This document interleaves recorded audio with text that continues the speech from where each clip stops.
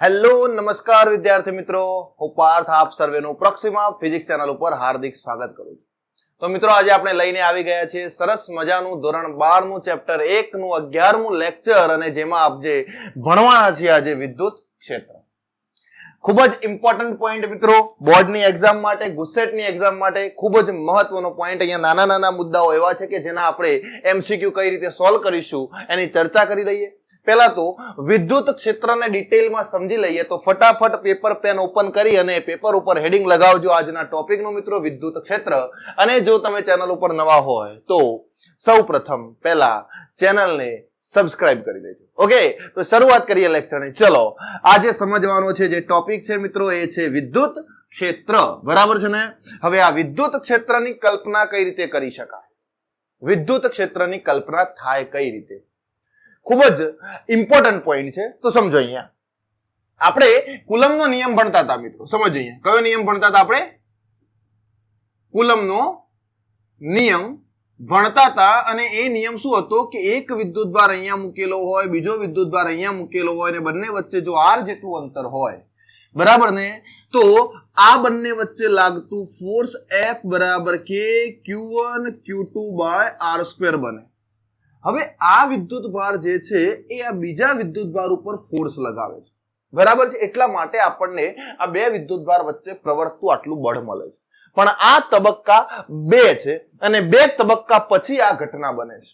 કયા કયા? તો પહેલા શરૂઆતમાં કન્ડિશન એ બને છે મિત્રો કે આ વિદ્યુતભાર એની આજુબાજુના વિસ્તારમાં એવી અસર ઉત્પન્ન કરે છે જે અસરના કારણે આ વિદ્યુતભાર ઉપર ફોર્સ ક્રિએટ થાય છે. અને એ અસર કઈ, એ આપણે અસરને સમજવાની છે. અને એ અસર, એનું જ નામ મિત્રો વિદ્યુત ક્ષેત્ર. બરાબર છે? તો આ વિદ્યુત ક્ષેત્ર એ શું છે? તો વિદ્યુત ભાર ઉપર જે ફોર્સ લાગે છે એ ફોર્સ કઈ અસરથી લાગે છે એ અસર ભણવાની છે આપણે, અને એને જ આપણે શું કહીશું? વિદ્યુત ક્ષેત્ર. તો ચલો અહીંયા પહેલા ડેફિનેશન સમજી લઈએ. બરાબર છે? કે આ વિદ્યુત ક્ષેત્ર શું છે? વિદ્યુત ક્ષેત્ર એટલે કે ઇલેક્ટ્રિક ફિલ્ડ, જેને આપણે સદિશ E વડે રિપ્રેઝન્ટ કરીએ છીએ, કારણ કે સદિશ છે વિદ્યુત ક્ષેત્ર. એ કેવી ભૌતિક રાશિ છે મિત્રો? સદિશ ભૌતિક રાશિ. તો સમજો, અહીંયા માની લો કે મારી જોડે અહીંયા એક સમતલ છે, અથવા તો મેં કોઈ એક વિદ્યુત ભાર લીધો છે, અને એ વિદ્યુત ભારને અહીંયા ઉગમ બિંદુ ઉપર મૂકી દીધો છે.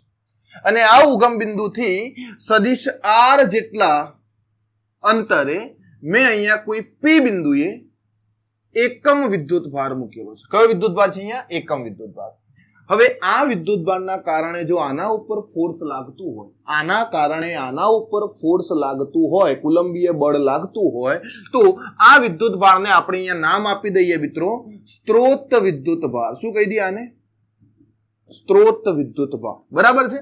અને જેના ઉપર ફોર્સ લાગે છે, જેના ઉપર ફોર્સ લાગે છે એ વિદ્યુત ભારને કહી દઈએ આપણે પરીક્ષણ વિદ્યુત ભાર. ક્લિયર આટલી વસ્તુ? અને આ પરીક્ષણ વિદ્યુત ભાર એ કેવો હશે? એકમ ધન વિદ્યુત ભાર છે. કેવો વિદ્યુત ભાર છે ભાઈ? એકમ ધન વિદ્યુત ભાર છે. ક્લિયર આટલી વસ્તુ? હવે સમજો, અહીંયા આ વિદ્યુત ભાર આના ઉપર ફોર્સ લગાવે, એ ફોર્સ શું છે? કુલંબીય ફોર્સ. પણ આપણને એટલી ખબર હોવી જોઈએ કે અહીંયા જે ફોર્સ લાગે છે એ આની અસરના કારણે લાગે છે. તો અહીંયા તો પહેલા આપણે એ અસર દર્શાવતો એક સરસ મજાનું ડેફિનેશન લખીએ. તો અહીંયા લખું છું, કોઈ પણ વિદ્યુત ભાર કે વિદ્યુત ભાર તંત્ર, અહીંયા એક વિદ્યુત ભાર મૂક્યો હોય કે 10 વિદ્યુત ભાર મૂક્યા હોય, જો એક મૂક્યો હોય તો આપણે એને વિદ્યુત ભાર કહીશું, અને જો વધારે વિદ્યુત ભાર મૂક્યા હોય તો એને વિદ્યુત ભાર તંત્ર કહેવાય. આ તંત્રના વિસ્તારની આસપાસ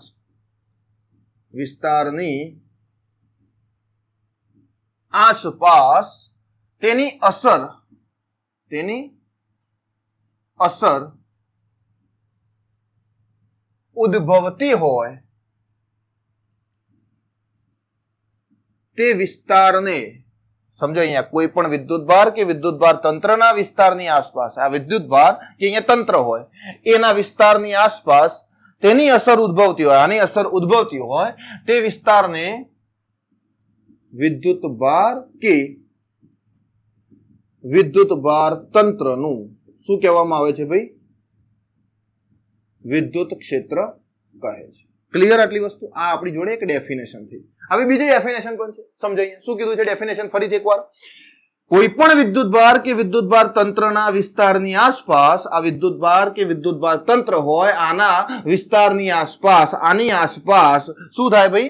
જો આની કોઈના કોઈ અસર ઉદ્ભવતી હોય, તે વિસ્તારને વિદ્યુતભાર કે વિદ્યુતભાર તંત્રનું શું કહેવામાં આવે છે? વિદ્યુત ક્ષેત્ર કહેવામાં આવે છે. ક્લિયર? આ મગજમાં જવું જોઈએ પહેલા. હવે સમજો અહીંયા. હવે આપણને એટલી ખબર પડે મિત્રો કે આ વિદ્યુતભારના કારણે જો અસર ઉદ્ભવશે, એ અસર એ શું કરે? આના ઉપર ફોર્સ લગાવે. બરાબર છે? આના ઉપર શું કરશે? ફોર્સ લગાવશે. તો અહીંયા ફોર્સ લાગે તો આપણે બીજી પણ વ્યાખ્યા લખી શકીએ આના જેવી જ. સમજો અહીંયા, કોઈ પણ વિદ્યુતભાર કે વિદ્યુતભાર તંત્રની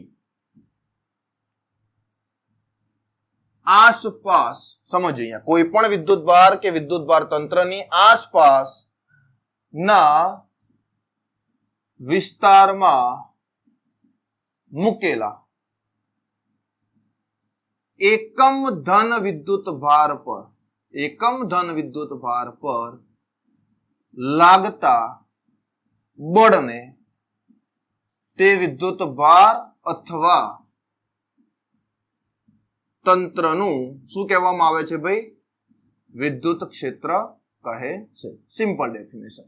આ એકમ ધન વિદ્યુતભાર ઉપર જો આના કારણે ફોર્સ લાગતું હોય, બરાબર છે ને, તો તેને આપણે શું કહીએ છીએ? તે વિદ્યુતભારનું અથવા તો તે વિદ્યુતભાર તંત્રનું આપણે વિદ્યુત ક્ષેત્ર કહીએ છીએ. આના ઉપરથી ડેફિનેશન ઉપરથી લખી શકાય E બરાબર એકમ ધન વિદ્યુતભાર ઉપર લાગતું ફોર્સ. આ લખી શકાય. આ ફોર્મ્યુલા ઇમ્પોર્ટન્ટ. આ જ ફોર્મ્યુલા આપણા માટે ઇમ્પોર્ટન્ટ છે. જો કુલમના નિયમના દાખલા આવડતા હોય, એમસીક્યુ આવડતા હોય, તો વિદ્યુત ક્ષેત્ર આની મદદથી જ આવડી જશે. તમારે આટલું જ ફોર્મ્યુલા યાદ રાખવાનું. બરાબર છે? સમજો અહીંયા. અહીંયાથી માની લો કે મારે ફોર્સ શોધવું હોય તો F બરાબર Q ઇન્ટુ E લખી શકાય. ક્લિયર આટલી વસ્તુ? F બરાબર શું લખી શકાય મિત્રો? Q ઇન્ટુ E લખી શકાય. તમે બહુ સારી રીતે જોઈ શકતા હશો. બીજી વસ્તુ સમજો અહીંયા. આ જે પરીક્ષણ એકમ ધન વિદ્યુતભાર છે ને ભાઈ, આ જે પરીક્ષણ ધન વિદ્યુતભાર છે, પરીક્ષણ એકમ ધન વિદ્યુતભાર જે છે, એ ધન વિદ્યુતભાર Q નું મૂલ્ય લિમિટ એપ્રોક્સ કેટલી હોય છે ખબર છે? લિમિટ Q ની એપ્રોક્સ 0 જેટલી હોય છે. એટલે આની બાજુમાં વિદ્યુતભાર મૂકીએ તો આપણે આની અસર દર્શાવવાની છે. તો આ વિદ્યુતભાર એવું માની લેવામાં આવે છે કે કોઈ અસર ઉત્પન્ન કરતો નથી. ક્લિયર? આપણે એવું માની લઈએ છીએ કે આ વિદ્યુતભાર કોઈ અસર ઉત્પન્ન કરતો નથી. ખૂબ જ સૂક્ષ્મ વિદ્યુતભાર છે જેનું મૂલ્ય 0 ની નજીક હોય છે. આ ખાસ મુદ્દો છે. જો એ અસર ઉત્પન્ન કરે તો આની સ્ટેબિલિટી ખોરવાઈ જાય ભાઈ. જો આ વિદ્યુતભાર જો અસર ઉત્પન્ન કરવા લાગે તો આને સ્થિર રહેવા દેશે નહીં. એટલા માટે આપણે આ Q વિદ્યુતભાર જે છે, એકમ ધન વિદ્યુતભાર, પરીક્ષણ વિદ્યુતભાર, એને આપણે બહુ જ નાની લિમિટનું માની લઈએ છીએ. ક્લિયર? આટલી વસ્તુ સમજી રહ્યા છે ને? તો ફટાફટ આનો સ્ક્રીનશોટ લો અને આપણે બીજી 2-3 વસ્તુ સમજીએ. હવે સમજો અહીંયા, આ વિદ્યુત ક્ષેત્રની તીવ્રતા કેટલી હશે? તો વિદ્યુત ક્ષેત્રની તીવ્રતા E બરાબર આ બે વિદ્યુતભાર વચ્ચે કેટલું ફોર્સ લાગે? તો જુઓ, કુલંબીય ફોર્સ આટલું લાગે, K Q ભાગ્યા અંતર કેટલું? R². પડી ગઈ ખબર? તો આ સૂત્રની અંદર આ F નું મૂલ્ય મૂકી દઈએ તો K Q ભાગ્યા શું લખાય? R² અને Q તો છે જ નીચે, તો આ Q ઉડી જશે. તો ઇલેક્ટ્રિક ફિલ્ડ કેટલું મળશે આપણને? KQ બાય R² મળશે. કેટલું મળશે મિત્રો? KQ by R². અને આ સૂત્ર બોર્ડની એક્ઝામમાં થિયરી રૂપે આપણને પૂછાય છે કે વિદ્યુત ક્ષેત્ર એટલે શું, સમજાવો. બરાબર છે? બીજી વસ્તુ સમજો, નાની વાતો કરી લઈએ. આનો એકમ કેટલો થશે? એકમ ઉપર ફોર્સ છે તો ન્યૂટન અને નીચે કુલમ છે તો ન્યૂટન પર કુલમ થાય આનો એકમ. અને બીજો કદાચ એકમ લખવો હોય તો આનો એકમ લખી શકીએ છીએ મિત્રો આપણે વોલ્ટ પર મીટર. શું લખી શકીએ છીએ? વિદ્યુત ક્ષેત્રનો એકમ વોલ્ટ પર મીટર. આ પણ બે નાના એકમો આપણે લખી શકીએ છીએ. બીજી વસ્તુ સમજો અહીંયાથી, આનું પારિમાણિક સૂત્ર લખવું હોય તો, આનું પારિમાણિક સૂત્ર લખવું હોય તો શું થાય? M1 L1 T-3 A-1. Okay, આ ખાસ યાદ રાખી લેજો, બરાબર છે. m1 l1 t - 3 a - 1. ફટાફટ આનો સ્ક્રીનશોટ લઈ લો. બહુ જ બેઝિક ઇન્ફોર્મેશન છે. આ બેઝિક ઇન્ફોર્મેશન આપણને બોર્ડની એક્ઝામમાં 2 માર્કની થિયરી રૂપે પૂછાય છે અને ઇમ્પોર્ટન્ટ છે. ઓકે, તો આ યાદ હોવું જોઈએ, બરાબર છે. ચલો સ્ક્રીનશોટ લેશો આનો, આપણે આગળ જઈએ. ચલો, ઓકે, ખબર પડી ગઈ? ડન. ચલો સમજો, આપણને અહીંયાથી એક ફોર્મ્યુલા મળી ગયું અને એ ફોર્મ્યુલા જે છે એ સમજીએ અને આપણે એના લગતો એક ગ્રાફ દોરીએ. સમજો, અહીંયા ફોર્મ્યુલા E બરાબર F/Q, આ એક મળ્યું આપણને, અને F નું મૂલ્ય મૂકવાથી આપણને E બરાબર KQ/R² મળી ગયું. દેખાય છે આટલી વસ્તુ? તો જુઓ, અહીંયા આ જે વિદ્યુત ક્ષેત્ર છે ને ભાઈ, એ ડાયરેક્ટ 1/R² ના સમપ્રમાણમાં છે, અથવા તો અંતરના વર્ગના વ્યસ્ત પ્રમાણમાં પણ બોલી શકાય. જો આનો ગ્રાફ બનાવવામાં આવે મિત્રો, જો આનો ગ્રાફ બનાવવામાં આવે, કોનો? વિદ્યુત ક્ષેત્ર અને અંતરનો, બરાબર છે ને? વિદ્યુત ક્ષેત્ર અને અંતર R નો જો આપણે કોઈ ગ્રાફ દોરીએ તો એ ગ્રાફ આપણને કેવો મળશે? 1/R². યાદ આવે છે ને ભાઈ? ઇલેક્ટ્રિક ફિલ્ડ ચલે છે 1/R². આ રીતનો આપણને ગ્રાફ મળશે અહીંયાથી, બરાબર. ઘણીવાર MCQ ની અંદર ગ્રાફ પણ પૂછાયેલો હોય છે આપણને, તો ખાસ આપણને યાદ હોવો જોઈએ, બરાબર છે. તો સમજો, હવે પહેલા તો એક નક્કી કરી લઈએ કે આ વિદ્યુત ક્ષેત્ર છે ને એ સદિશ રાશિ છે, તો વિદ્યુત ક્ષેત્રની દિશા કઈ હોય? બરાબર છે. સમજો, અહીંયા વિદ્યુત ક્ષેત્ર એટલે ઇલેક્ટ્રિક ફિલ્ડ એ કેવી રાશિ છે? સદિશ ભૌતિક રાશિ છે. કેવી રાશિ છે ભાઈ? સદિશ ભૌતિક રાશિ છે. તો આ સદિશ હોય તો આની દિશા હોય, બરાબર. શું હોય? દિશા. હવે કઈ દિશા છે? તો સમજો, મારી જોડે 2 વિદ્યુતભાર છે. આપણે વિદ્યુત ક્ષેત્રની વિશેષતાઓ અને લાક્ષણિકતાઓ માટે એક અલગ લેક્ચર બનાવવાના છીએ, પણ 2 નાના પોઈન્ટ અહીંયા સમજાવું છું, એ સમજી લો, પછી આપણે એની ડિટેલમાં ચર્ચા કરવાના છે, બરાબર. સમજો, માની લો કે મારી જોડે કોઈ એક +Q વિદ્યુતભાર છે, બરાબર છે, અને એક બીજો વિદ્યુતભાર છે -Q. પહેલા +Q લઈએ, બરાબર છે. સમજો, આ +Q વિદ્યુતભાર છે ને, એની વિદ્યુત ક્ષેત્ર રેખાઓ બહારની બાજુ હશે, ત્રિજ્યાવર્તી દિશા. કઈ દિશામાં? ત્રિજ્યાવર્તી દિશામાં, બહારની બાજુ. એટલે આની વિદ્યુત ક્ષેત્ર રેખા ત્રિજ્યાવર્તી દિશામાં કઈ બાજુ હોય? બહારની બાજુ હોય, આ રીતે. અને દરેક દિશામાં હશે, દરેક દિશામાં. કોઈ પણ દિશા એવી ના હોય કે જે જગ્યાએ આનું વિદ્યુત ક્ષેત્ર ના અસર કરતું હોય, બરાબર છે. માની લો કે મારી જોડે કોઈ એક માઇનસ વિદ્યુતભાર હોય, થોડી આની નાની બની, એટલે બીજો વિદ્યુતભાર અહીંયા બાજુમાં આપણે સેટ કરી શકીએ, બરાબર છે. અહીંયા આ +Q વિદ્યુતભારની વિદ્યુત ક્ષેત્ર રેખાઓ મેં દર્શાવી છે, અને આ વિદ્યુત ક્ષેત્ર રેખાઓ જે છે એ +Q વિદ્યુતભારથી દૂર જતી દિશામાં છે. કેવી? દૂર જતી દિશામાં છે. અને બીજી વસ્તુ કે કેવી હોય છે? ત્રિજ્યાવર્તી. કેવી હોય છે? ત્રિજ્યાવર્તી. સમજી લો, મેં અહીંયા કોઈ -Q વિદ્યુતભાર મૂક્યો છે. કેવો વિદ્યુતભાર મિત્રો? -Q વિદ્યુતભાર. તો -Q વિદ્યુતભારની વિદ્યુત ક્ષેત્ર રેખાઓ એની અંદર તરફ આવતી હશે. કઈ બાજુ આવતી હશે? અંદર તરફ આવતી દિશામાં હશે. ઓકે, આ ત્રિજ્યાવર્તી -Q તરફની દિશા થઈ. કઈ બાજુની દિશા થઈ? -Q તરફની દિશા થશે. ઓકે, આ દિશાને કેવું હોય? તો આ શું છે? -Q તરફની દિશા, બરાબર છે. અને એ પણ કેવી હશે? ત્રિજ્યાવર્તી. ઓકે, એ પણ કેવી હોય મિત્રો? ત્રિજ્યાવર્તી. હવે સમજો, આ +Q વિદ્યુતભારની અસર છે અને આ -Q વિદ્યુતભારની અસર છે. સમજીએ, જો આ +Q વિદ્યુતભારના આજુબાજુના વિસ્તારમાં હું કોઈ એકમ ધન વિદ્યુતભાર અહીંયા મૂકી દઉં, Q, કાં તો અહીંયા મૂકી દઉં, ચલો Q માઇનસ વિદ્યુતભારની બાજુમાં, તો આ વિદ્યુતભારના કારણે આના ઉપર ફોર્સ આ દિશામાં લાગે. ક્લિયર? તો આ +Q વિદ્યુતભારનું વિદ્યુત ક્ષેત્ર બળની દિશામાં હોય. કઈ દિશામાં હશે ભાઈ? વિદ્યુત ક્ષેત્ર જે છે એ પરીક્ષણ વિદ્યુતભાર ઉપર જે અસર ઉદ્ભવે છે એ અસરની દિશામાં હોય, એટલે કે વિદ્યુત ક્ષેત્ર એ બળની દિશામાં હશે. કઈ દિશામાં હશે? વિદ્યુત ક્ષેત્ર બળની દિશામાં. આ ખાસ ધ્યાન રાખજો, બરાબર છે ને. માની લો કે મેં અહીંયા વિદ્યુતભાર મૂક્યો છે, તો આ -Q વિદ્યુતભાર એની તરફ લાવવાનો પ્રયત્ન કરે. ઓકે, તો વિદ્યુત ક્ષેત્ર અંદરની તરફ, આના ઉપર લાગતું ફોર્સ પણ અંદરની તરફ છે. ક્લિયર આટલી વસ્તુ? તો અહીંયા પણ વિદ્યુત ક્ષેત્ર કઈ દિશામાં છે? બળની દિશામાં જ છે. ક્લિયર આટલી વસ્તુ? જોઈ લો, અહીંયાથી ત્રિજ્યાવર્તી બહારની તરફ અને ત્રિજ્યાવર્તી અંદરની તરફ, બે દિશા આપણને આપેલી છે. બરાબર છે? ઓકે મિત્રો, ખબર પડી ગઈ. બીજી એક ખાસ બાબત કે આના વિસ્તારમાં જે આપણે નાના નાના એકમ વિદ્યુત ભારો મૂકેલા છે, બરાબર છે ને, આ વિદ્યુત ભારો કોઈ જ અસર ઉત્પન્ન કરશે નહીં.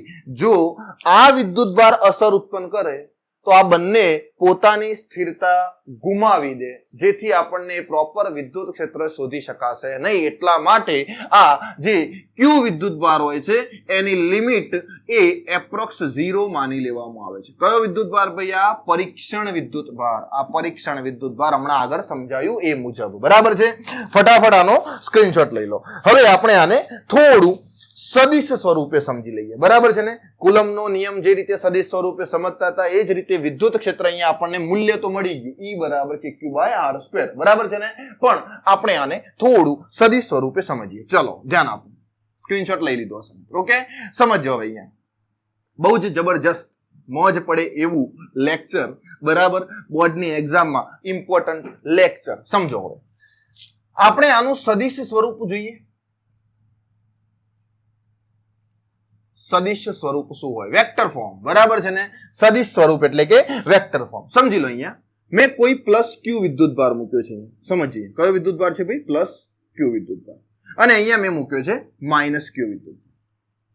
બે વિદ્યુત ભાર છે અહીંયા. હવે પ્લસ ક્યુ વિદ્યુત ભારનું વિદ્યુત ક્ષેત્ર આ દિશામાં હોય, ઓકે, અને માઇનસ ક્યુ નું વિદ્યુત ક્ષેત્ર એની અંદરની તરફ હશે. આટલી ખબર પડે? પ્લસ ક્યુ નું બહારની તરફ અને માઇનસ ક્યુ નું અંદરની તરફ. હવે પ્લસ ક્યુ થી અમુક અંતરે અહીંયા પી બિંદુ છે, આ આર અંતર છે, અને અહીંયા પણ માઇનસ ક્યુ થી આર અંતરે અહીંયા પી બિંદુ છે. બરાબર છે? તો આ આર અંતરે જે પી બિંદુ આપણને આપેલા છે એ જગ્યાએ આપણે જો વિદ્યુત ક્ષેત્ર શોધવું હોય તો વિદ્યુત ક્ષેત્ર, માની લો કે અહીંયા હું એકમ ધન વિદ્યુત ભાર મૂકું તો આ બાજુ હોય, એનું ફોર્સ લાગતું હોય કઈ દિશામાં હોય? વિદ્યુત ક્ષેત્રની દિશામાં હશે. અને એ કેટલું હશે? E બરાબર KQ બાય R સ્ક્વેર હોય ભાઈ. E બરાબર કેટલું હશે? KQ by R square. અને અહીંયા પણ કેટલું હશે? એ કઈ દિશામાં હોય? અંદરની તરફ હશે. કેટલું હશે ભાઈ? E બરાબર KQ બાય R સ્ક્વેર હશે. ક્લિયર? આ બંને મૂલ્યો થયા.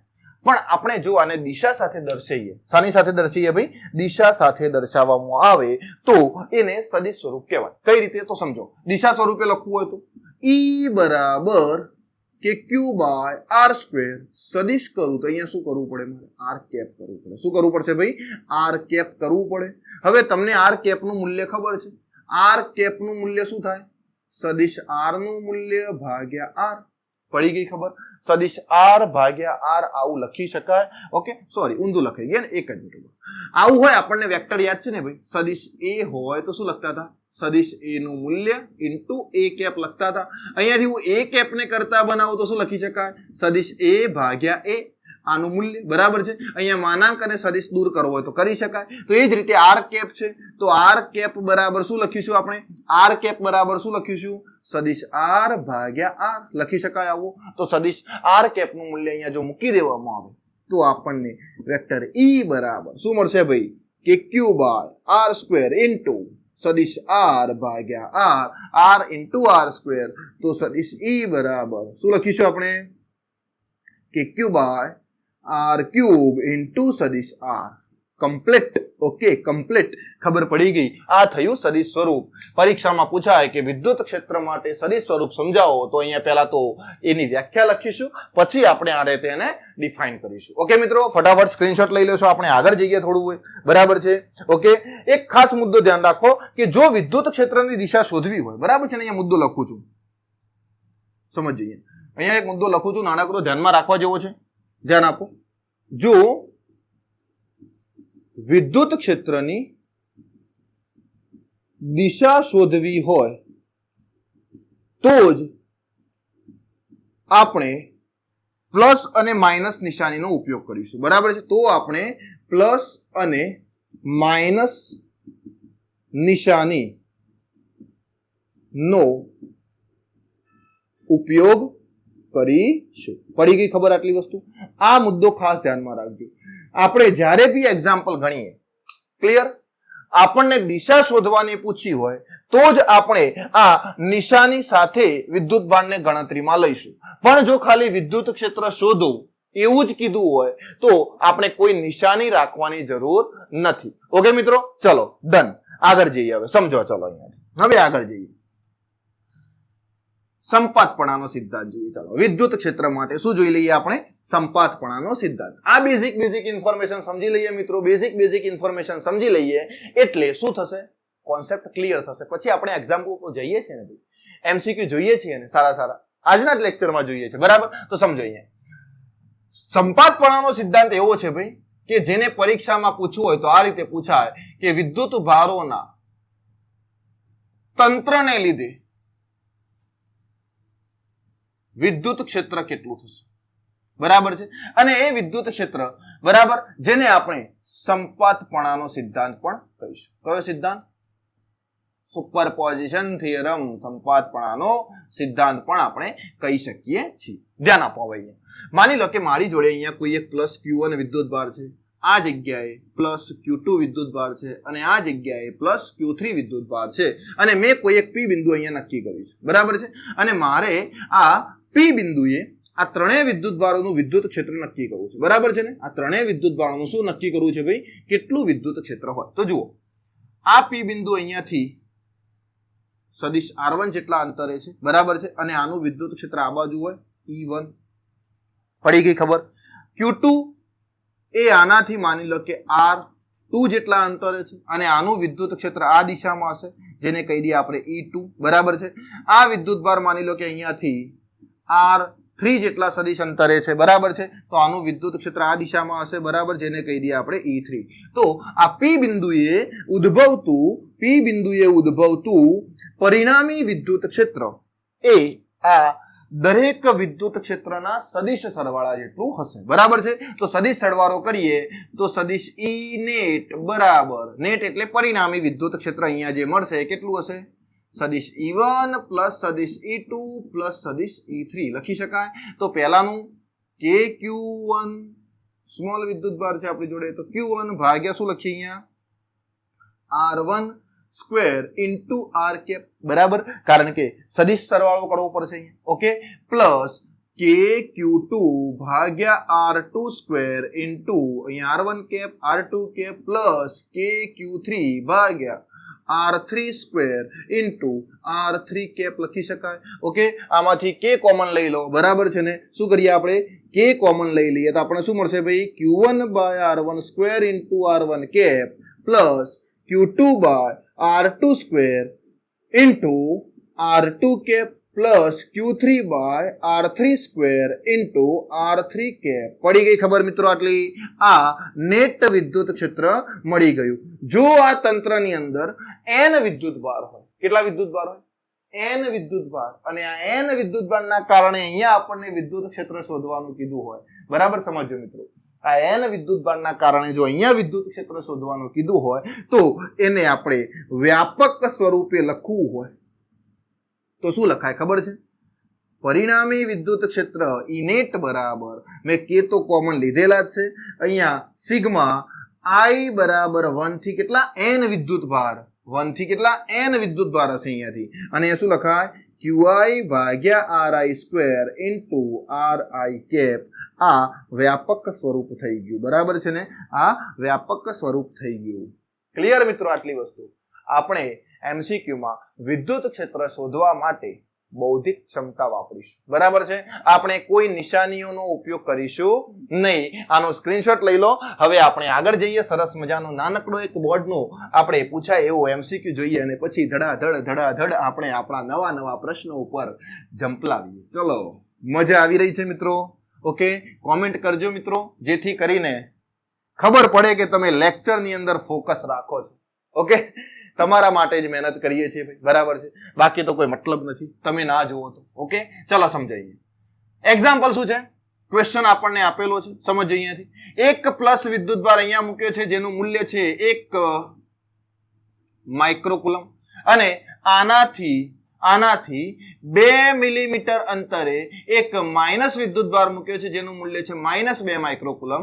તો અહીંયા આ બંનેના વચ્ચે P બિંદુએ બંને વિદ્યુતભારના વચ્ચે કેન્દ્રમાં P બિંદુએ વિદ્યુત ક્ષેત્ર કેટલું થશે, ઇલેક્ટ્રિક ફિલ્ડ કેટલું થશે? તો જુઓ અહીંયા કેન્દ્રમાં છે, આ 2 મીટર નથી 2 મિલીમીટર લઈ લઈએ આપણે, બરાબર છે ને? તો જુઓ અહીંયા આનાથી અહીંયા કેન્દ્રમાં એટલે 1 મિલીમીટર થાય અંતર, અને આ પણ કેટલું થશે, 1 મિલીમીટર થશે. હવે જુઓ આનું વિદ્યુત ક્ષેત્ર આ દિશામાં, એને કહી દો E1. આનું વિદ્યુત ક્ષેત્ર પણ અંદરની બાજુ હોય, પ્લસ વિદ્યુતભારનું બહારની બાજુ, માઇનસનું એની અંદરની બાજુ. તો આ બે સદિશ એક જ દિશાના થયા, E1 અને E2. એક જ દિશાના હોય તો બંનેનો શું કરવાનો, સરવાળો કરી દઈએ અહીંયા. તો જો આવું લખાય, E નેટ બરાબર E1 પ્લસ E2, બંનેના સદિશ સરવાળા કરી દઈએ આપણે, બરાબર છે ને? તો શું મળશે આપણને? જુઓ વિદ્યુત ક્ષેત્ર કેટલું મળશે ભાઈ, તો KQ by R square plus KQ by R square. Okay, કે Q1 Q2 લખીએ, Q1 Q2. ઓકે, હવે આમાંથી કોમન લઈ લો, K બાય R સ્ક્વેર, તો વધ્યું શું, Q1 પ્લસ Q2. ઓકે મિત્રો, K નું મૂલ્ય મૂકી દો 9 ગુણ્યા 10 ની 9 ઘાત, યાદ છે ને? કુલમના નિયમમાં આપણે બહુ સારી રીતે આને યાદ રાખી હતી. અને R સ્ક્વેર, આ બે વિદ્યુતભારથી P બિંદુ સુધીનું અંતર કેટલું, 1 મિલીમીટર. 1 મિલીમીટર એટલે 10⁻³ મીટરનો વર્ગ થઈ જશે. Q1 કેટલા છે, 1 માઇક્રોકુલમ. માઇક્રોકુલમ એટલે 10⁻6 કુલમ લખાય, 10⁻6 કુલમ પ્લસ 2 માઇક્રોકુલમ છે, તો 2 માઇક્રોકુલમ ને લખી દઈએ આપણે 2 ગુણ્યા 10⁻6 કુલમ. માઇનસ નિશાની નથી લીધી ભાઈ, કારણ કે હું તો મૂલ્ય શોધું છું, વિદ્યુત ક્ષેત્રનું મૂલ્ય શોધું છું, બરાબર છે ને? મૂલ્ય શોધવા માટે મારે દિશા તો ખબર જ પડી ગઈ ભાઈ, કઈ બાજુ છે, આ બાજુ. બૌદ્ધિક ક્ષમતાથી મેં શોધી લીધી છે, બરાબર છે? એટલે મગજ મારી દિશા માટે પ્લસ માઇનસ ની કરવાની આવતી નથી. ચલો સમજો. હવે આનું સાદુરૂપ આપશો તમે એટલે તમને આન્સર મળશે E બરાબર 27 ગુણ્યા 10 ની 9 ઘાત ન્યૂટન પર કુલમ. કેટલી મળશે ભાઈ, 27 ગુણ્યા 10 ની 9 ઘાત બરાબર આ 10 ની 6 ઘાત, 6 ઘાત 6 ઘાત કોમન લેશો ઉડી જશે, તો 9 દુ 18. ઓકે, 18 અને કેટલા થશે અહીંયાથી, Q1 Q2 3 થશે, 2 ને 1 3, 3 ને 9 27. 27 ગુણ્યા 10 ની 9 ઘાત આટલો જવાબ આવશે મિત્રો. ઓકે, ફટાફટ સોલ્વ કરી અને તમે કોમેન્ટ કરી શકો છો. ચલો બીજો કોન્સેપ્ટ જોઈએ, બીજો કોન્સેપ્ટ જોઈએ. ચલો બીજો કોન્સેપ્ટ સમજો ભાઈ, સમજો ક્વેશ્ચન આગળ સમજતા જઈએ અને આપણે બહુ જ સારી રીતે આને સમજી લઈએ. જો મારી જોડે એક સમબાજુ ત્રિકોણ છે. કયો ત્રિકોણ ભાઈ, સમબાજુ. આની લંબાઈ A, આની લંબાઈ A, આની લંબાઈ A. અહીંયા A બિંદુ છે, અહીંયા B બિંદુ, આ C બિંદુ, 3 બિંદુ છે, બરાબર છે? અહીંયા એક વિદ્યુતભાર મૂકેલો છે Q, અહીંયા એક વિદ્યુતભાર મૂકેલો છે Q, અને અહીંયા C બિંદુએ વિદ્યુત ક્ષેત્ર શોધો એવું કીધું છે. શું શોધવાનું છે? વિદ્યુત ક્ષેત્ર. કયા બિંદુએ ભાઈ? C બિંદુએ વિદ્યુત ક્ષેત્ર શોધો. તો શું કરીએ હવે? જુઓ, હવે બે સરસ મજાની મેથડ છે. તમને જો કુલમના નિયમના MCQ બહુ જ સારી રીતે આવડતા હશે તો આ મજૂરી કરવાની આવશે નહીં. આ મજૂરી કહેવાય, હું કરાવું છું હમણાં, એ મજૂરી. અને પછી જે કોન્સેપ્ટ શીખવાડું એ મહેનત કહેવાય, બરાબર? આપણે મહેનત કરીને શીખીએ, બરાબર? જુઓ અહીંયા પહેલા મજૂરી તો કરી જોઈએ કે કેટલી થાય છે, સમજો. અહીંયા આ વિદ્યુતભારથી અહીંયા વિદ્યુત ક્ષેત્ર શોધવું હોય તો આ દિશામાં હશે, કેટલું હશે? E1 બરાબર, સમજો કેટલું હોય, E1 બરાબર KQ ભાગ્યા અંતર કેટલું, A સ્ક્વેર લખાય આવું. અને આ વિદ્યુતભારથી વિદ્યુત ક્ષેત્ર આ દિશામાં હોય, કેટલું હોય, E2 બરાબર KQ ભાગ્યા A સ્ક્વેર. હવે બંને સરખા છે એટલે E1 E2 લખવાની જરૂર નથી. આ ખૂણો કેટલા ડિગ્રી, 60 ડિગ્રી. તો આ સામેનો ખૂણો પણ કેટલા ડિગ્રીનો થાય, 60 ડિગ્રી. તો આ બંને વિદ્યુત ક્ષેત્રનું પરિણામી વિદ્યુત ક્ષેત્ર અહીંયા મળે, કેટલું હોય એ, તો E નેટ બરાબર બે સમાન મૂલ્યના સદિશો એકબીજાથી 60 ડિગ્રીના ખૂણે હોય તો 2E cos θ/2 આટલું થાય, 2E cos θ/2. સરસ મજાનું સૂત્ર છે. ઓકે, તો અહીંયા બે એમ ના એમ રાખીએ. E નું મૂલ્ય શું મૂકી દઈએ ભાઈ, KQ by A square. Okay, અને cos 60/2 એટલે 30, તો અહીંયા જવાબ આવશે 2 * KQ બાય A સ્ક્વેર √3/2. 2 2 ગયા તો નેટ વિદ્યુત ક્ષેત્ર આપણને મળી ગયું કેટલું, √3 KQ બાય A સ્ક્વેર. આ થઈ બેટા મજૂરી. આ શું થયું, મજૂરી. આ થઈ મજૂરી. હવે મહેનત જુઓ શું છે, સમજો. આપણે આ જ રીતે ગણીશું હવે બધા જ ક્વેશ્ચન્સ. એના માટે તમને કુલમ વાળા બધા જ MCQ આવડવા જોઈએ, બધા જ MCQ આવડવા જોઈએ. સમજો, A બિંદુ, B બિંદુ, C બિંદુ. અહીંયા ક્યુ વિદ્યુતભાર, અહીંયા ક્યુ વિદ્યુતભાર, અહીંયા નથી આપેલો નથી. માની લો કે અહીંયા વિદ્યુતભાર આપેલો હોય એકમ ધન વિદ્યુતભાર, એને Q0 કહો. આપણે માન્યો છે એટલા માટે Q0 આપણે માની લઈએ. ધારી લો કે અહીંયા વિદ્યુતભાર આપ્યો છે, તો આ બંને વિદ્યુતભારના કારણે અહીંયા વિદ્યુત બળ લાગશે. F બરાબર કેટલું હોય? √3F જેટલું હોય નેટ ફોર્સ. આ યાદ આવ્યું ભાઈ? આ યાદ આવ્યું કે ત્રિકોણના ત્રણેય ખૂણા ઉપર વિદ્યુતભાર મૂકવામાં આવે તો આના ઉપર ફોર્સ લાગશે. કેટલું હશે? √3F જેટલું. અહીંયા Q જ કહી દો, ચલો વાંધો નહીં. શું ફરક પડે છે ભાઈ? તો √3F થાય અને આને શું લખાય? √3KQ² / A² લખી શકાય. આ વિદ્યુત બળ મળ્યું, પણ આપણે શોધવાનું શું છે? વિદ્યુત ક્ષેત્ર. તો વિદ્યુત ક્ષેત્ર કેટલું હોય? તો E બરાબર F/Q. આ F નું મૂલ્ય મૂકી દો, √3KQ² / A² ભાગ્યા Q. Q ગયા તો શું વધ્યું? E બરાબર KQ, √3KQ / A². ઓકે, આ અને આ શું ફરક લાગે છે? આ અને આ શું ફરક લાગે છે? બળ શોધતા આવડતું, કુલંબીય બળ શોધતા આવડતું હોય તો આપણને વિદ્યુત ક્ષેત્ર આવડશે. આપણા માટે સૂત્ર હતું આ, મેં હમણાં જ કીધું આગળ થોડી વાર પહેલા કે આ સૂત્ર આપણા માટે ખૂબ જ ઇમ્પોર્ટન્ટ છે. ભાઈ દરેક ક્વેશ્ચન ની અંદર આટલું શોધતા આવડી જાય તો આ તો ઇઝીલી આવડશે, કોઈ મગજમારી કરવાની રહેશે નહીં. ચલો બીજો ક્વેશ્ચન જોઈએ, આનો સ્ક્રીનશોટ લઈ લો. ચલો બીજો ક્વેશ્ચન જોઈએ. ખબર પડી રહી છે મિત્રો? ઓકે, ચલો બીજો ક્વેશ્ચન સમજો. અહીંયા ધ્યાન આપો. ચલો બીજો ક્વેશ્ચન સમજીએ. હવે માની લો કે તમને અહીંયા એક સ્ક્વેર આપે છે. ભાઈ ત્રિકોણમાં તો ગમે તે વિદ્યુતભાર મૂક્યા હોય, હવે આવડી જશે ને, કોઈ ડાઉટ નહીં થાય. ઓકે, ચલો સમજો. હવે અહીંયા ચોરસ આપેલું છે, સિમેટ્રિક રચનાઓ છે બધી, આ બરાબર છે, સરખી હોય બધી બાજુથી. અહીંયા એક વિદ્યુતભાર મૂકેલો છે Q, બરાબર છે, Q. અહીંયા એક વિદ્યુતભાર Q, અહીંયા વિદ્યુતભાર Q. આ A બિંદુ, આ B બિંદુ, C બિંદુ અને D બિંદુ. તમને એવું પૂછાય કે D બિંદુ ઉપર પરિણામી વિદ્યુત ક્ષેત્ર શોધો. D બિંદુએ પરિણામી વિદ્યુત ક્ષેત્ર શોધો, આવું પૂછાય. તો હવે અહીંયા શું કરવું પડે?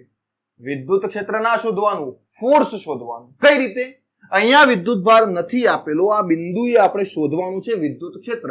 તો અહીંયા હું માની લઉં કે વિદ્યુતભાર હશે, એવું માની લઉં. આવું શું કર્યું મેં? અહીંયા મેં પરીક્ષણ વિદ્યુતભાર ધારી લીધો છે ભાઈ. પરીક્ષણ, આ બધા સ્ત્રોત વિદ્યુતભારો છે અને અહીંયા પરીક્ષણ વિદ્યુતભાર ધારી લીધો છે. તો આ પરીક્ષણ વિદ્યુતભાર ઉપર ફોર્સ લાગે કેટલું હોય ખબર છે? F બરાબર, યાદ કરો, ચોરસના ચારે શિરોબિંદુઓ પર વિદ્યુતભાર મૂકેલા હોય તો KQ² ભાગ્યા A² 1/2 પ્લસ √2. આ યાદ આવ્યું ભાઈ? આ યાદ આવ્યું? √2 પ્લસ 1/2 વાળું સૂત્ર આ યાદ આવ્યું? આટલું ફોર્સ હોય અહીંયા. આપણે ફોર્સ નથી શોધવાનું, આપણે તો વિદ્યુત ક્ષેત્ર શોધવાનું છે. તો વિદ્યુત ક્ષેત્ર E બરાબર F/Q. F નું મૂલ્ય મૂકી દો તો એક વિદ્યુતભાર ઉડી જશે, તો ઇલેક્ટ્રિક ફિલ્ડ કેટલું આવશે? KQ / A² √2 plus 1/2. આટલું આવે. પડી ગઈ ખબર? આટલું આવે. ક્યાં ભાઈ મજૂરી છે? બહુ સરસ મજાના કોન્સેપ્ટ છે જેને ઇઝીલી યાદ રાખવાના છે. જો વિદ્યુત બળ શોધતા આવડે તો આ આવડે, કેમ ના આવડે? આવડે ને? આવડે જ મિત્રો. ઓકે, કોમેન્ટમાં જણાવજો કે આ કેટલું સરળ છે. આટલું ઈઝી તો ક્યાંય ના શીખ્યા હોય મિત્રો. ઓકે, ચલો આગળ જઈએ આપણે. ચલો આગળ જઈએ. ઓકે મિત્રો, ડન. સ્ક્રીનશોટ લઈ લેશું. ચલો હવે સમજો. બીજી સિમેટ્રિક રચના આપું તમને અને એ રચનાની અંદર આપણે શોધવાનો પ્રયત્ન કરીએ ફોર્સ. માની લો કે અહીંયા એક પંચકોણ છે, બરાબર છે, અને આ પંચકોણના દરેક શિરોબિંદુ ઉપર Q વિદ્યુતભાર મૂકેલા છે. તો આના કેન્દ્રમાં વિદ્યુત ક્ષેત્ર શોધો P બિંદુએ, આવું કીધું છે. તો સમજો, અહીંયા બધી બાજુ વિદ્યુતભાર મૂકવામાં આવે બધા જ ખૂણા ઉપર તો કેન્દ્રમાં વિદ્યુત ક્ષેત્ર 0 થઈ જાય. કારણ કે ખબર છે ને, આવો પંચકોણ આપણે દોરતા હતા, યાદ આવે છે ભાઈ? યાદ આવે છે? અને અહીંયા આપણે F ફોર્સ નીકાળતા હતા, કેટલું આવતું હતું? 0. તો F0 તો વિદ્યુત ક્ષેત્ર પણ કેટલું હોય? અહીંયા વિદ્યુત ક્ષેત્ર પણ કેટલું હોય? 0. પડી ગઈ ખબર? જો કેન્દ્રમાં વિદ્યુત બળ 0 લાગે તો વિદ્યુત ક્ષેત્ર પણ ત્યાં કેટલું હોય મિત્રો? 0 જ હોય. ઓકે, આ ઇમ્પોર્ટન્ટ પોઈન્ટ યાદ રાખવાનો. બરાબર. ચલો બીજી એક સિમેટ્રિક રચના જુઓ. આ રીતે આપેલી હોય, આ રીતે આપી છે સિમેટ્રિક રચના, બરાબર છે. અહીંયા ક્યુ વિદ્યુતભાર, અહીંયા ક્યુ વિદ્યુતભાર, અહીંયા ક્યુ અને ક્યુ, આ બાજુ ક્યુ, આ બાજુ ક્યુ, બધે જ ક્યુ, અને કેન્દ્રથી આર જેટલા અંતરે આ બધા જ વિદ્યુતભાર જો મૂકેલા હોય તો આ પી બિંદુએ વિદ્યુત ક્ષેત્ર કેટલું થશે? તો પી બિંદુએ વિદ્યુત ક્ષેત્ર ઈ બરાબર 0 થશે. કેમ? પરિણામી વિદ્યુત ક્ષેત્ર આનું આ બાજુ, આનું આ બાજુ, આનું આ બાજુ, આનું આ બાજુ, બધા એકબીજાની અસર શું કરે? કેન્સલ કરતા છે. એટલે વિદ્યુત ક્ષેત્ર કેવું થઈ જશે ભાઈ? 0 થઈ જશે. પડી ગઈ ખબર? જો બધા જ સમાન વિદ્યુતભાર મૂકેલા હોય તો અહીંયા પરિણામી વિદ્યુત ક્ષેત્ર 0 થાય. ઓકે, એમાં કોઈ જ ડાઉટ રહેશે નહીં. ચલો બીજો કોન્સેપ્ટ સમજો. કોન્સેપ્ટ તો ભાઈ ઘણા બધા હોય ને, આપણે તેને સોલ્વ કઈ રીતે કરવાના એ જોવું છે. સમજો હવે અહીંયા માની લો કે આ પંચકોણમાં 5 ખૂણા છે, બરાબર છે. પંચકોણની અંદર 5 ખૂણા આપેલા છે. આમાંથી 4 ના ઉપર વિદ્યુતભાર મૂકેલા છે, બરાબર છે. 4 ઉપર વિદ્યુતભાર મૂક્યા છે અને તમને એવું કીધું છે કે આ પી બિંદુએ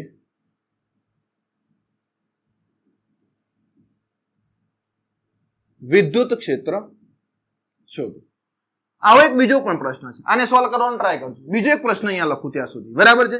અહીંયા આપણને એક ષટકોણ આપેલો છે, આ જ રચના, બરાબર છે.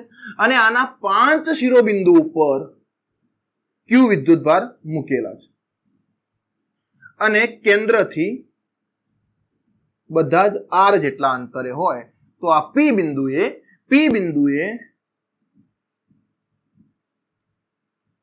વિદ્યુત ક્ષેત્ર શોધો, આવું કીધું છે. તો હવે યાદ કરવાનો સંપાતપણાનો સિદ્ધાંત. ભાઈ જુઓ અહીંયા આ જગ્યાએ કોઈ પણ વિદ્યુતભાર નથી મૂકેલો, આ જગ્યાએ પણ કોઈ વિદ્યુતભાર નથી મૂકેલો. કોઈ વિદ્યુતભાર નથી એટલે ત્યાં વિદ્યુતભારનું મૂલ્ય 0 છે. તો વિદ્યુતભારનું મૂલ્ય 0 છે એનો મતલબ કે હું અહીંયા ક્યુ અને માઇનસ ક્યુ વિદ્યુતભાર મૂકું તો 0 થઈ જશે. બે સમાન મૂલ્યના વિજાતીય વિદ્યુતભાર આ ખૂણા ઉપર મૂકી દઉં તેનું મૂલ્ય કેટલું થાય મિત્રો? 0 થાય. ઓકે, આપણને ખબર છે. તો જુઓ આ પ્લસ પ્લસ પ્લસ બધા જ વિદ્યુતભાર જે છે એના કારણે અહીંયા વિદ્યુત ક્ષેત્ર થશે 0. પણ આ માઇનસ બાકી છે ને, તો માઇનસ વિદ્યુતભાર એનું વિદ્યુત ક્ષેત્ર આ દિશામાં હોય. જો આ અંતર હું r માની લઉં તો આનું વિદ્યુત ક્ષેત્ર એની અંદરની તરફ હશે, અંદરની તરફ. અને કેટલું હશે ભાઈ? તો E બરાબર KQ બાય r². આટલું હોય. કેટલું હોય ભાઈ? E બરાબર KQ બાય r². જો આ n ખૂણામાંથી n ખૂણા, ગમે તેટલા ખૂણાનો તમને આવો એક આપણને કોણ બનાવીને એક સરસ મજાની સિમેટ્રિક રચના આપેલી હોય, પણ એમાંથી એક ખૂણા ઉપર જો વિદ્યુતભાર ના મૂકેલો તો એ વિદ્યુત ક્ષેત્ર આટલું જ થાય. પણ અંતર ખબર હોવી જોઈએ કેન્દ્રથી ખૂણા સુધીની, બરાબર છે. કેન્દ્રથી ખૂણા સુધીની. અહીંયા સમજો આ જગ્યાએ પણ હું શું કરું? ક્યુ અને માઇનસ ક્યુ વિદ્યુતભાર માની લઉં. હવે આ બધા જ પ્લસ ક્યુ વિદ્યુતભારનું વિદ્યુત ક્ષેત્ર કેવું થશે? અહીંયા 0. પણ આ માઇનસનું આ દિશામાં હોય એની તરફ, અને એ કેટલું હોય? તો E બરાબર KQ ભાગ્યા r². આટલું હોય. E બરાબર KQ ભાગ્યા r², બરાબર છે.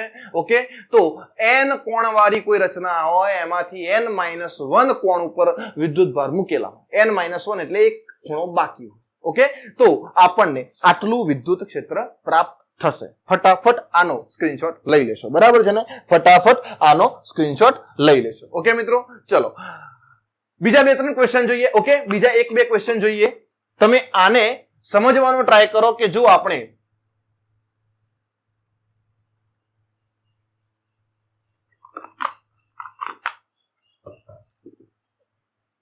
અહીંયા ખૂણા ઉપર માઇનસ વિદ્યુતભાર મૂકી દઈએ તો આની આ જ કન્ડિશન ભાઈ, બીજો કોઈ ફેરફાર થશે નહીં. તમે માઇનસ વિદ્યુતભાર મૂકી દો કે પ્લસ વિદ્યુતભાર મૂકી દો, કોઈ જ ફેરફાર થાય નહીં. ઓકે, ચલો આગળ જઈએ. સમજો હવે યાદ કરીએ.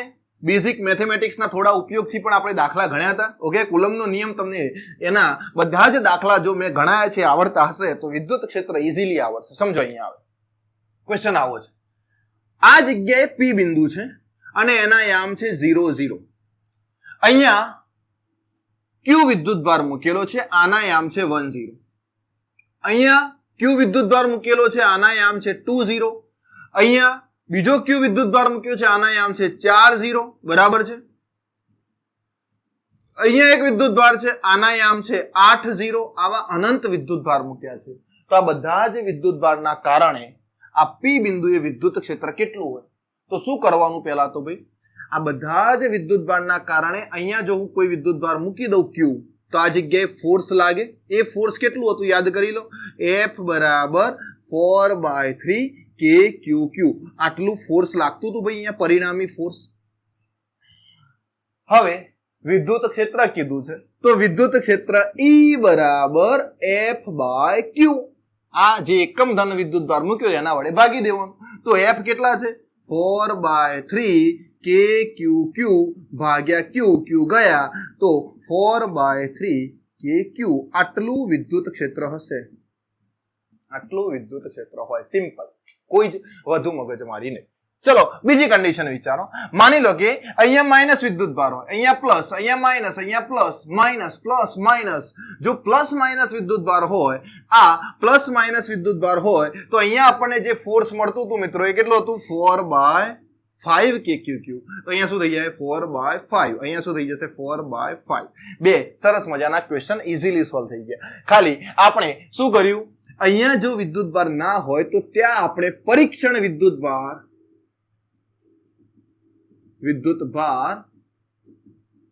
ધારવાનો છે. શું કરવાનું? પરીક્ષણ વિદ્યુતભાર ધારવાનો. ભાઈ આ ઈઝી રીત છે. તમને બળ શોધતા આવડશે ને તો વિદ્યુત ક્ષેત્ર આ રીતે ઈઝીલી મળી જશે. કોઈ મજૂરી ના કરવી પડે. ઓકે મિત્રો, ચલો આનો સ્ક્રીનશોટ લઈ લો. આપણે બીજા બે કોન્સેપ્ટ જોઈએ સરસ મજાના. ઓકે ડન, સરસ મજાના બીજા બે કોન્સેપ્ટ. પરિણામી વિદ્યુત ક્ષેત્ર 0 થાય તે બિંદુ શોધીએ. કેવું ભાઈ? પરિણામી વિદ્યુત ક્ષેત્ર 0 થાય તે બિંદુ શોધો. આવું કીધું છે આપણને. બરાબર, ધ્યાન આપજો. સરસ મજાનું. પરિણામી વિદ્યુત ક્ષેત્ર 0 થાય તે બિંદુ.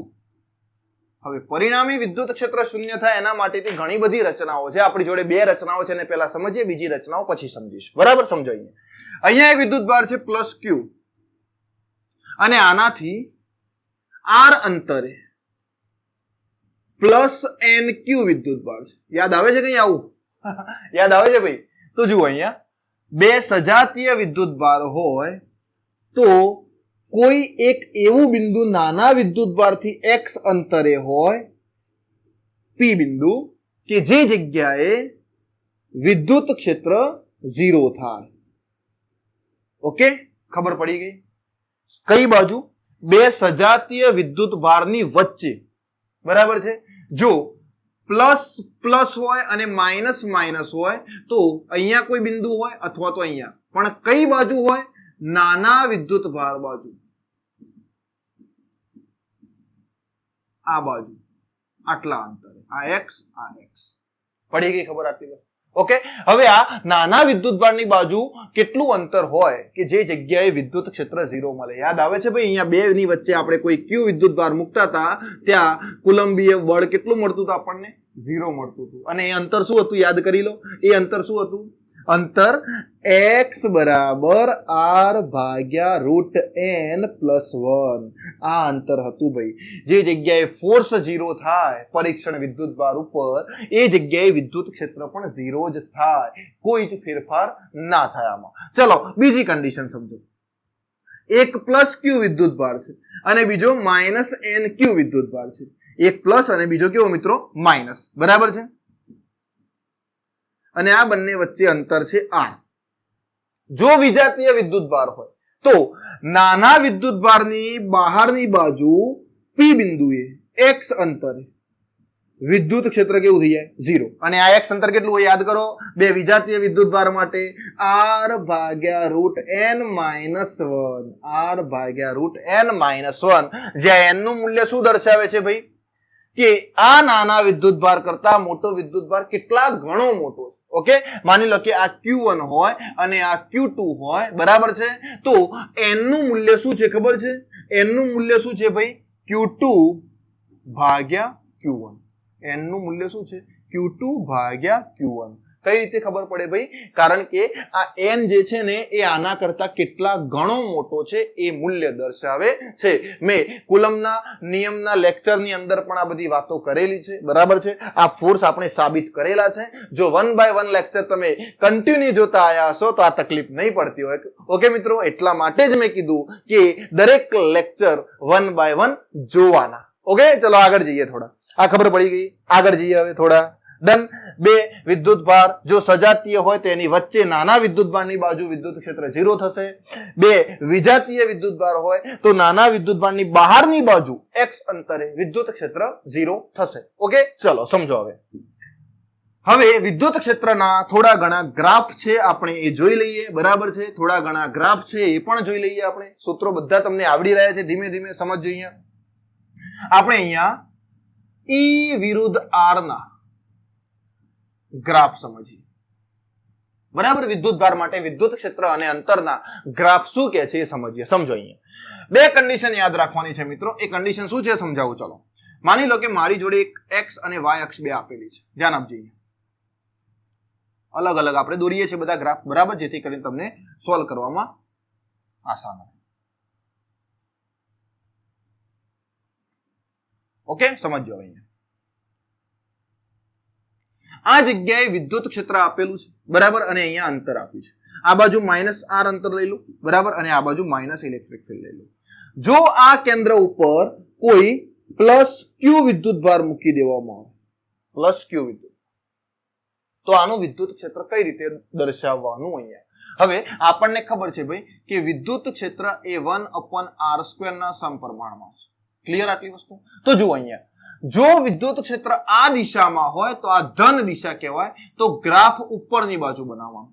ક્લિયર? અને વિદ્યુત ક્ષેત્ર જો આ દિશામાં બને તો આને ઋણ દિશા કહેવાય, એટલે ગ્રાફ કઈ બાજુ બનાવવાનો? નીચેની દિશામાં. પડી ગઈ ખબર આટલી વસ્તુ? જો આ દિશામાં હોય પ્લસ તરફ, બરાબર છે, તો ગ્રાફ ઉપરની બાજુ બનાવીશું. અને આ માઇનસ તરફ હોય, આ r છે અને આ -r છે, -r તરફ હોય વિદ્યુત ક્ષેત્ર આની અંદર, તો એ ગ્રાફ નીચેની તરફ બનાવો. સમજો. અહીંયા આ પ્લસ વિદ્યુતભારનું વિદ્યુત ક્ષેત્ર આ બાજુ હશે તો આનો ગ્રાફ કઈ બાજુ? આ બાજુ બને. ઓકે, આ કેવો ગ્રાફ ભાઈ? E ચલે છે 1/r. પડી ગઈ ખબર? ઓકે, આ ખબર પડી.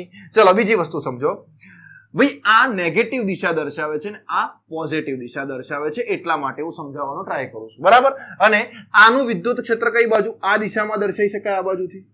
ઓકે, જો આ દિશા છે આ બાજુ, તો આ ગ્રાફ કઈ બાજુ બનશે? આ બાજુ બનશે. ઓકે મિત્રો, ખબર પડી ગઈ? આ ગ્રાફ ખબર પડી ગઈ. આ -r દિશા, આ +r દિશા. ચલો બીજો વિદ્યુતભાર મૂકીએ આપણે. માની લો કે મારી જોડે આ જગ્યાએ વિદ્યુત ક્ષેત્ર છે, બરાબર છે, અહીંયા -e છે, અને આ જગ્યાએ એક બીજો વિદ્યુતભાર મૂકી દઈએ આપણે -q. સમજો. અહીંયા આ બાજુ +r દિશા, આ બાજુ -r દિશા, અને કેન્દ્રની અંદર -q વિદ્યુતભાર મૂકેલો છે. તો આનું વિદ્યુત ક્ષેત્ર કઈ બાજુ હોય? અંદરની તરફ હોય. જો આ દિશામાં હોય, આ બાજુ -r તરફ, તો ગ્રાફ કઈ બાજુ બને? નીચેની બાજુ બનશે. જો દિશા માઇનસ તરફ હોય તો ગ્રાફ નીચેની બાજુ, અને આ -q વિદ્યુતભારનું વિદ્યુત ક્ષેત્ર એની અંદરની તરફ હોય તો આ બાજુ +x દિશા થઈ. તો +x દિશા હોય તો વિદ્યુત ક્ષેત્રનો ગ્રાફ ઉપરની બાજુ બનશે. પડી ગઈ ખબર આટલી વસ્તુ? ઉપરની બાજુ. બરાબર. બીજી વસ્તુ સમજો. જો r અંતર ઇન્ફાઇનાઇટ લેવામાં આવે તો વિદ્યુત ક્ષેત્ર 0 થઈ જશે. ઓકે, આ ખાસ મુદ્દો. જો r ઇન્ફાઇનાઇટ લેવામાં આવે તો વિદ્યુત ક્ષેત્ર મિત્રો 0 થઈ જશે. Okay, done. ફટાફટ આ બે ગ્રાફના સ્ક્રીનશોટ લઈ લો. બીજા 3-4 ગ્રાફ છે આપણે જોઈ લઈએ. Okay, done. ચલો સમજો. હવે ધ્યાન આપજો ભાઈ ખાસ. બરાબર છે ને? આ ઉપર મુદ્દો રાખું છું જેથી કરીને આપણને આઈડિયા આવે. આ બે ગ્રાફ જોયા. હવે ત્રીજો ગ્રાફ સમજો. ત્રીજો ગ્રાફ શું છે? તો આપણી જોડે એક સાથે વિદ્યુતભાર મૂકવામાં આવે, બરાબર, સજાતીય વિદ્યુતભાર એક સાથે મૂકવામાં આવે. સમજીએ. લાઈન બાઈન સીધી હોવી જોઈએ ભાઈ, મજા આવે જીવનમાં. Okay, done. સમજો. હવે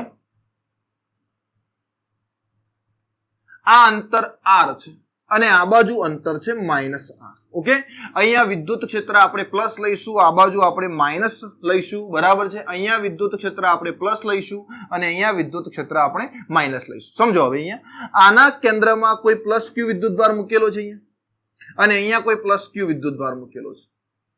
તો આ બંને વિદ્યુતભારોના કારણે આપણને ખબર છે કે જો સજાતીય અને સમાન મૂલ્યના ગ્રાફ હોય તો વચ્ચે વિદ્યુત ક્ષેત્ર કેવું થઈ જાય? અહીંયા 0 થાય. પણ એ આપણે ગ્રાફની રીતે દર્શાવવું છે. તો સમજો, આ પ્લસ ક્યુ વિદ્યુતભારનું વિદ્યુત ક્ષેત્ર આ દિશામાં હોય, આ બાજુની દિશા છે, તો ગ્રાફ કઈ બાજુ બનશે? ઉપરની બાજુ. પડે ખબર? અને અહીંયા વિદ્યુત ક્ષેત્ર આ દિશામાં હોય તો આનું વિદ્યુત ક્ષેત્ર આ બાજુ છે, તો ગ્રાફ કઈ બાજુ બનશે? નીચેની બાજુ બનશે. પડી ગઈ ખબર આટલી વસ્તુ? ચલો, આનું વિદ્યુત ક્ષેત્ર આ બાજુ હોય તો આનો ગ્રાફ કઈ બાજુ બને? ઉપરની બાજુ. પણ જુઓ અહીંયા વચ્ચે છે ને ભાઈ, વચ્ચે વિદ્યુત ક્ષેત્ર 0 થાય છે, એટલે અહીંયા ઇલેક્ટ્રિક ફિલ્ડ ગ્રાફની અંદર દેખીતી રીતે જ 0 થઈ જશે. E બરાબર 0. આ જગ્યાએ તમે કોઈ પણ વિદ્યુતભાર મૂકી દો પરીક્ષણ, એના ઉપર ફોર્સ 0 જ લાગતો હશે. ઓકે મિત્રો, ખબર પડી ગઈ? બીજી વસ્તુ સમજો, આનું વિદ્યુત ક્ષેત્ર આ બાજુ છે, આ દિશામાં, તો આનો ગ્રાફ કઈ બાજુ બનશે? આ બાજુ, નીચેની. ઓકે, પડી ગઈ ખબર? પડી ગઈ ખબર ભાઈ? સરસ મજાના ગ્રાફ સમજાઈ રહ્યા છે. ઓકે, ચલો કન્ડિશન ચેન્જ કરીએ ફરીથી. સ્ક્રીનશોટ લઈ લીધો. બે સજાતીય વિદ્યુતભારનો ગ્રાફ હતો. હવે ચોથા નંબરનો ગ્રાફ જોઈએ આપણે. ચોથા નંબરનો ગ્રાફ સમજો. હવે ચોથા નંબરનો ગ્રાફ આવો છે મિત્રો, બરાબર છે? ધ્યાન આપજો ભાઈ ખાસ, હે ને, જેથી કરીને તમને પરીક્ષાની અંદર આના નાના માર્ક ના જતા રહે. બરાબર છે? એક બે માર્ક ના કપાઈ જાય, એ આપણા માટે ખૂબ મહત્વનું રહેશે. ઓકે મિત્રો, ચલો સમજો. હવે અહીંયા આ જગ્યાએ મેં મૂક્યો છે પ્લસ ક્યુ વિદ્યુતભાર, બરાબર છે? અને આ જગ્યાએ મૂક્યો છે મેં માઇનસ ક્યુ વિદ્યુતભાર. ડન. હવે દિશા ખબર છે, દિશા ઉપરથી તમે ગ્રાફ કઈ બાજુ ઉપર નીચે દોરશો એ પણ તમને ખબર પડશે. તો જુઓ, અહીંયાથી આ બાજુ પ્લસ આર અંતર છે, અહીંયા વિદ્યુત ક્ષેત્ર લઈ લઈએ, અહીંયા વિદ્યુત ક્ષેત્ર લઈએ, આ બાજુ માઇનસ આર, નીચે માઇનસ. બરાબર? ચલો, આ માઇનસ વિદ્યુતભાર છે, તો આનું વિદ્યુત ક્ષેત્ર કઈ બાજુ હોય? અંદરની તરફ હોય. અંદરની તરફ એટલે નેગેટિવ દિશામાં હોય તો ગ્રાફ કઈ બાજુ બનશે? નીચેની તરફ બનશે. ઓકે, નીચેની તરફ બનશે. ચલો, બીજી વસ્તુ, આનું વિદ્યુત ક્ષેત્ર અહીંયાથી જો દર્શાવવામાં આવે તો અંદરની બાજુ હોય. અંદરની બાજુ એટલે આનો ગ્રાફ કઈ બાજુ? આ બાજુ થઈ પ્લસ દિશા, તો કઈ બાજુ બનશે? ઉપરની બાજુ બનશે ભાઈ. ઓકે મિત્રો, ખબર પડી જાય છે આટલી? ચલો, આ વિદ્યુતભારની વાત કરીએ. પ્લસ વિદ્યુતભાર, આનું વિદ્યુત ક્ષેત્ર આ બાજુ હોય. હવે બંને વિદ્યુત છે, જો આ બાજુથી આમ જાય છે માઇનસ તરફ, તો અહીંયા ક્યાંય 0 થશે નહીં, એક જ દિશાના ઘટકો છે. બરાબર છે ને? તો જુઓ, આનું આ દિશા છે તો ગ્રાફ ઉપર બનશે. તો અહીંયા ભાઈ ક્યાંય વિદ્યુત ક્ષેત્ર વચ્ચેના ભાગમાં 0 થતું નથી. 0 ક્યારે થાય? બે સજાતીય વિદ્યુતભાર હોય તો જ. પડી ગઈ ખબર? બે સજાતીય વિદ્યુતભાર હોય તો અહીંયા ક્યાંય અડતો નથી ગ્રાફને ભાઈ આ કર્વ. બરાબર છે? એટલે અહીંયા વિદ્યુત ક્ષેત્ર 0 થશે નહીં. ચલો, આનું પ્લસ વિદ્યુતભારનું વિદ્યુત ક્ષેત્ર આ બાજુ હોય તો આનું ગ્રાફ કઈ બાજુ બનશે? નીચેની બાજુ. પડી ગઈ ખબર? નીચેની બાજુ. ઓકે મિત્રો, સમજજો અહીંયા ખાસ.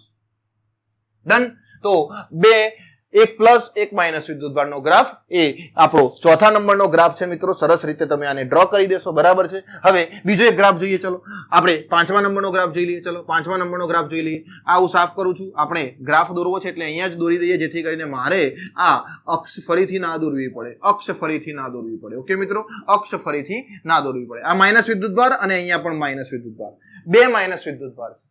એનો ગ્રાફ કેવો બનશે? તો જુઓ, આ માઇનસ વિદ્યુતભારનું વિદ્યુત ક્ષેત્ર અંદરની તરફ એટલે ગ્રાફ કઈ બાજુ? નીચેની બાજુ. પડી ખબર? આનું અંદરની તરફ એટલે પ્લસ દિશામાં છે, તો ગ્રાફ કઈ બાજુ બનશે? ઉપરની તરફ. પડી ગઈ ખબર ભાઈ? કઈ બાજુ બનશે? ઉપરની તરફ. ચલો, આ માઇનસ વિદ્યુતભારનું વિદ્યુત ક્ષેત્ર કઈ બાજુ હોય ભાઈ? અંદરની તરફ. માઇનસ તરફ છે એટલે ગ્રાફ કઈ બાજુ બનશે? નીચેની તરફ. હવે બે સજાતીય વિદ્યુતભાર એટલે વચ્ચેના ભાગમાં આ બિંદુએ વિદ્યુત ક્ષેત્ર કેવું થઈ જશે? 0 થઈ જશે. પડી ગઈ ખબર? એટલે આ ગ્રાફ આ રીતે બનશે. ઓકે, ખબર પડી ગઈ? આ વચ્ચે કોઈ પણ વિદ્યુતભાર મૂકી દો, એનું વિદ્યુત ક્ષેત્ર 0 થાય. બે સજાતીય ઋણ વિદ્યુતભારો છે. ઓકે, સમાન મૂલ્યના સજાતીય વિદ્યુતભાર છે એટલે વચ્ચે અહીંયા વિદ્યુત ક્ષેત્ર 0 બનશે. ચલો, આ બાજુ આપણે ડ્રો કરીએ. આનું વિદ્યુત ક્ષેત્ર કઈ બાજુ? પ્લસ દિશા તરફ છે. પ્લસ દિશા તરફ હોય તો ગ્રાફ કઈ બાજુ બને મિત્રો? ઉપરની બાજુ બનશે. પડી ગઈ ખબર?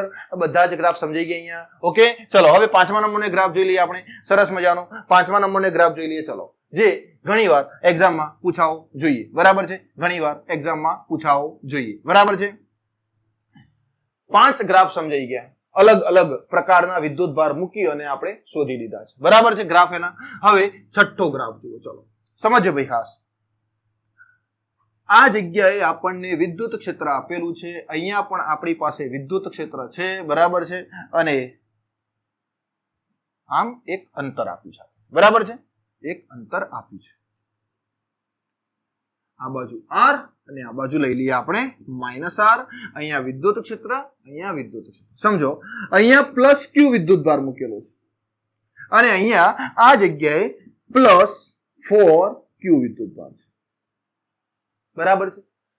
તો આનો ગ્રાફ કઈ રીતે ડ્રો કરાય? હવે યાદ કરો, હમણાં જ આપણે એક ટોપિક ભણ્યા કે એક વિદ્યુતભાર સ્મોલ q હોય, બીજો nq વિદ્યુતભાર હોય. તો નાના વિદ્યુતભારની બાજુમાં x અંતરે વિદ્યુત ક્ષેત્ર કેવું થઈ જાય? 0 થઈ જાય. એટલે નાના વિદ્યુતભાર તરફ અહીંયા આ જગ્યાએ ક્યાંક વિદ્યુત ક્ષેત્ર 0 થવું જોઈએ. પડી ગઈ ખબર? થવું જોઈએ 0. હમણાં આ સૂત્ર જોયું ને આપણે. કયું સૂત્ર હતું ભાઈ? x = r/√n+1. આવું હતું ને? પડી ગઈ ખબર? ઓકે. તો આ નાના વિદ્યુતભાર બાજુ અહીંયા ક્યાંક વિદ્યુત ક્ષેત્ર 0 થવું જોઈએ. અને આ મોટા વિદ્યુતભારની અસર વધુ હોય એટલે આનું વધુ વિદ્યુત ક્ષેત્ર હોય, અને આ નાનો વિદ્યુતભાર છે એટલે આની અસર નાની હોય એટલે નાનું વિદ્યુત ક્ષેત્ર હોય. બરાબર? સમજો આનું વિદ્યુત ક્ષેત્ર કઈ દિશામાં? આ દિશામાં. એટલે ગ્રાફ કઈ બાજુ બનશે? ઉપરની બાજુ. હવે અહીંયા તો 0 થઈ જાય છે એટલે અડાડ દેવાનું અહીંયા. બરાબર છે. ચલો આનું વિદ્યુત ક્ષેત્ર કઈ બાજુ? બહારની બાજુ. આ માઇનસ દિશામાં છે તો ગ્રાફ કઈ બાજુ બનશે? નીચેની તરફ બનશે. ઓકે. ચલો +4q. આનું વિદ્યુત ક્ષેત્ર કઈ બાજુ? આ બાજુ છે. તો આનો ગ્રાફ કઈ બાજુ? ઋણ દિશા તરફ, એટલે નીચેની બાજુ. પણ અહીંયા 0 થતું હશે. પડી ખબર? પડી ખબર ભાઈ? પડી ખબર કે ના પડી? સમજી ગયા આટલી વસ્તુ? ઓકે. અહીંયા વિદ્યુત ક્ષેત્ર કેવું છે મિત્રો? 0 છે. અહીંયા વિદ્યુત ક્ષેત્ર કેવું થશે મિત્રો? 0 થશે. ઓકે. આ બિંદુએ આ અંતર કેટલું? x અંતર. આ p બિંદુ, આ p બિંદુએ તમે ગમે તેવો એકમ ધન વિદ્યુતભાર મૂકી દો, એનું વિદ્યુત ક્ષેત્ર કેવું થઈ જાય? 0 થઈ જાય. અને આ x અંતર કેટલું હોય? r ભાગ્યા આ બંને વચ્ચેનું અંતર ભાગ્યા √n+1 જેટલું. બરાબર છે? √n+1 જેટલું હશે. બરાબર છે. અને અહીંયા આ બાજુ દોરવું હોય તો આનું વિદ્યુત ક્ષેત્ર બહારની બાજુ છે, પ્લસ બાજુ છે. પ્લસ બાજુ હોય તો ગ્રાફ કઈ બાજુ આવશે? ડન. પડી ગઈ ખબર? ઓકે. સરસ મજાનો સ્ક્રીનશોટ લઈ લેશું. Okay, done. તો આજનું લેક્ચર બહુ જ સારી રીતે તમે લોકો ભણ્યા હશો. બરાબર છે મિત્રો? તો આપણે વિદ્યુત ક્ષેત્રનું બીજું લેક્ચર બરાબર છે ભણવાના છીએ. ત્યાં સુધી આ લેક્ચરને ફરીથી એકવાર જોઈ અને બધા જ પોઈન્ટને 1 by 1 શીખી લેજો. ઓકે મિત્રો? તો મળીએ નેક્સ્ટ લેક્ચરની અંદર. ત્યાં સુધી બાય બાય. અને જો કોઈ નવા મિત્રો આપણા લેક્ચર સાથે જોડાવા માંગતા હોય તો એમને આપણી લિંક પહોંચાડી દેવા. બરાબર છે મિત્રો? ચલો મળીએ છીએ નેક્સ્ટ લેક્ચરની અંદર. ત્યાં સુધી બાય બાય.